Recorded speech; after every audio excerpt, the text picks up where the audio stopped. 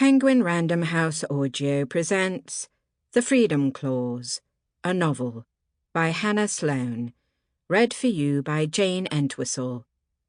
Note to listeners, this program includes a downloadable PDF that contains recipes from the book. For Natasha Zuccolo-Rawdon-Rigo.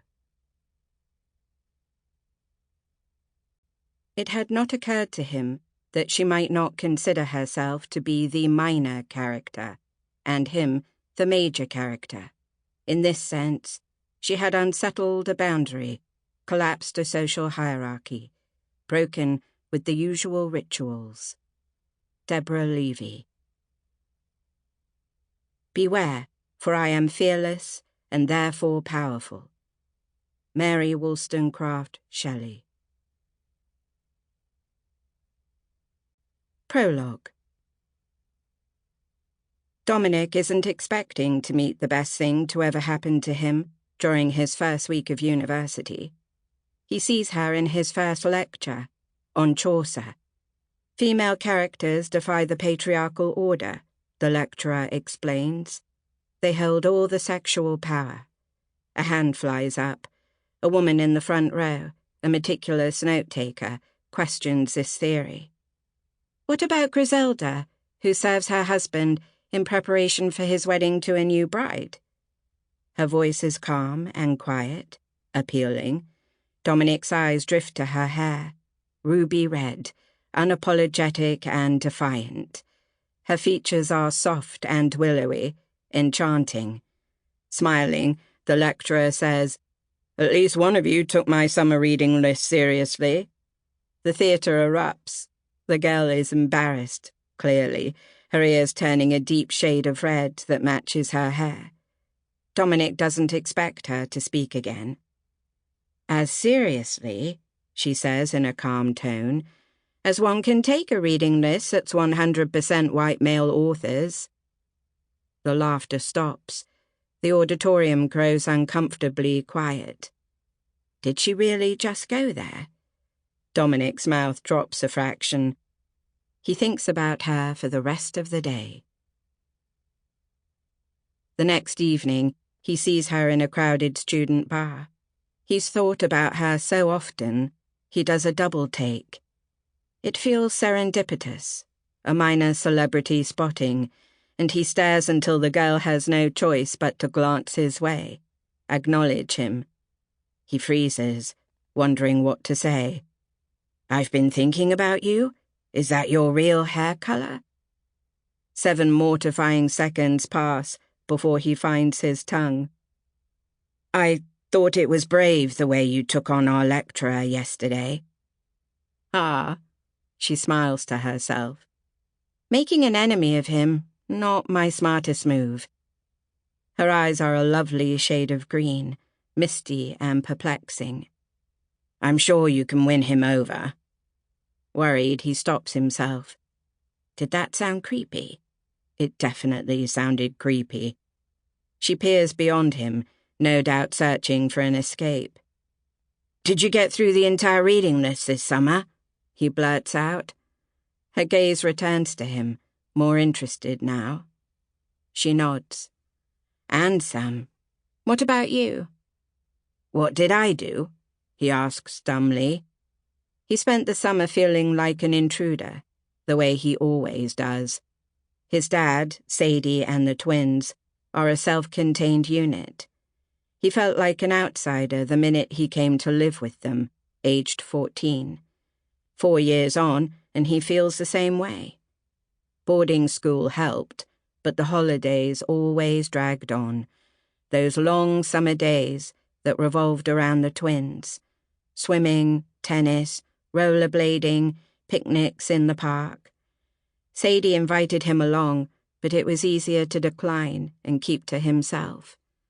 Even though he hates spending time alone, always has, he preferred his own company to the gaping envy he felt. Sadie's a great mother, dedicated, kind, present, and he can't help but compare it to his own experience. What did he do this summer? He spent a lot of time in his room in the basement reading. He watched porn too, plenty of it, wondering when he might have the chance to experience this in real life. But he can't tell this girl all that. She's watching him, waiting. I read a lot. He swallows, certain his discomfort is on display. Kicked around the house, kept to myself. Kept to yourself, she repeats, eyes flitting past him, searching the depths of the bar. Difficult family situation? His head flies up in surprise. He's probably offering her a perfect view of his nostrils. How did you know? She's not even looking at him as she responds. Just a hunch. I can relate. Spellbound, he murmurs. Really? Oh, sure. I've been desperate to leave my family. I swear, if they disappeared tomorrow, all I'd feel is relief. Her eyes meet his again. This time, he notices small gold flecks deep in the greens of her eyes. He has a strange sensation that this woman could be his family, or that she will be, or that he wants her to be. He thinks of their first lecture, and he wants to ask, is she always this direct in her conversations, this fearless? But a hand thrusts between them. A girl asks if they could please leave right now. My friend isn't feeling well, the girl explains in a casual tone. See you around.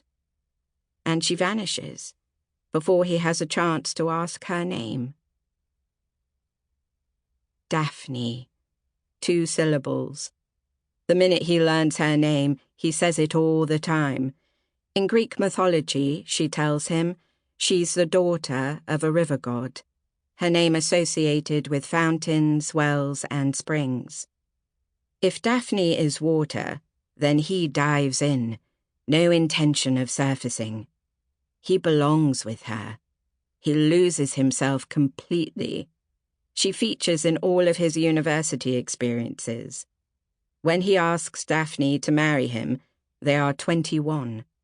Finals are fast approaching. The marriage proposal is reckless, foolish.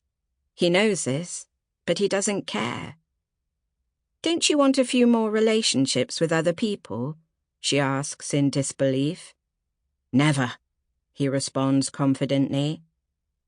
That's the thing about all those summers spent reading. It's made him an impossible romantic. Why would he look elsewhere? Daphne, his best friend. She makes him happy and relaxed. She makes him laugh and orgasm. She offers no judgment, a safe space he can burrow into, a refuge from the past. Only you, he says, certain of it. The Agreement. New Year's Day. Dominic wakes up and his hangover greets him immediately.